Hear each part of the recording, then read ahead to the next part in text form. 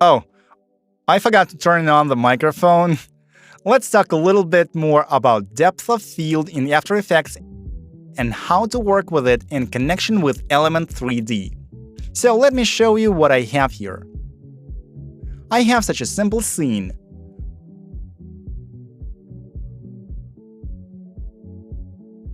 The camera just flies.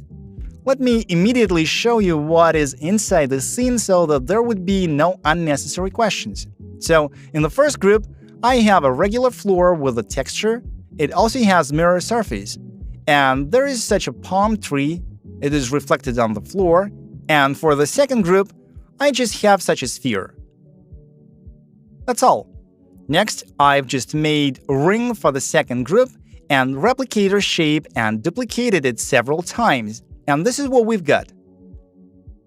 Also, in the scene, I have the red lighting preset.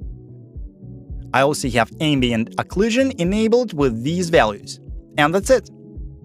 Now let's talk about depth of field and what it is all about. Depth of field is a parameter that determines how much the object will be blurred and what object will be in focus. We can work with this in several ways. And the first one is just to enable depth of field in the camera settings. Just go down in Camera Options and click here Depth of Field On. When you click Depth of Field On, you can already notice a slight blur. Let's try to set it to full and increase the aperture value. Here, you can see that the foreground is blurred and this part is in focus. To fix this, let's say to set focus here, you can simply reduce the focus distance and see what's happening. And now the palm is in focus. Everything else is blurred respectively. You can also animate all these parameters so that your object is always in focus. And that's basically all you need to know about this depth of field. Because I don't use it much and don't advise you to use it, as I think it doesn't work good enough for any video.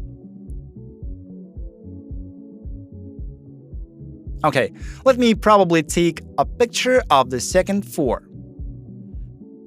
I'll take a screenshot and then show it to you later.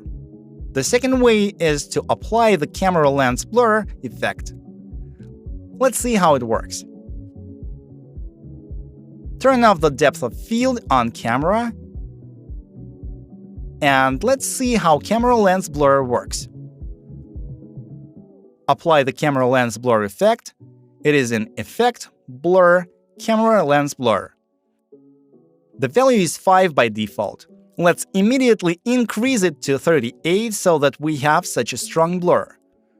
Also, I click on Repeat Edge Pixels straight away so that there is no dimming here and everything is blurred well. And now, for camera lens blur to understand what we want it to blur and what to leave in focus, we need a blur map. But where do we get one? I just duplicate the layer with the element. By the way, we will do this in the next lesson, so you will see how this is done. But I will demonstrate right away so that you understand everything. Duplicate the layer with the element and select Z depth in Output in the Show value. Here we have such a depth map, black and white. The darker the object, the closer it is to the camera, the brighter the object, the farther it is from the camera respectively. And now we need to pre-compose this layer.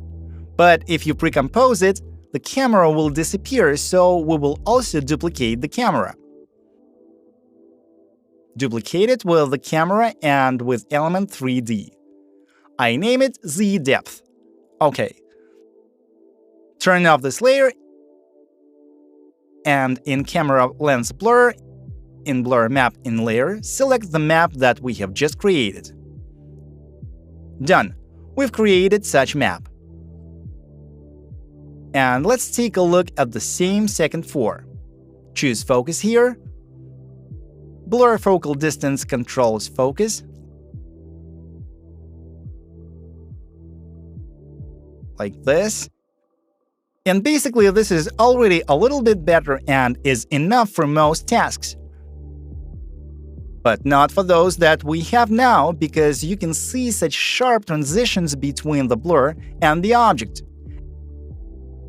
It also doesn't really blur here, so in this case the camera blur managed even better. I mean, this is how it looked, and here is camera lens blur. But I always use, or rather I have recently started using the FL Depth of Field plugin by Freshlift. It's basically similar to camera lens blur, but it works much better. So I select a map in depth layer and increase the radius of the blur. Also, you can select a focus point and select depth. Like this. And you can already see how cool everything around has been blurred. If you increase the values even further, it's possible to make great bokeh here, so to speak. If you go to iris and increase the value of relative border brightness, you will see how such a beautiful bokeh is created. The brightness of the blur increases at the edges of the object. In general, with the help of this plugin by Freshlift, you can blur everything you have, any graphics, and create depth maps much better. See you soon!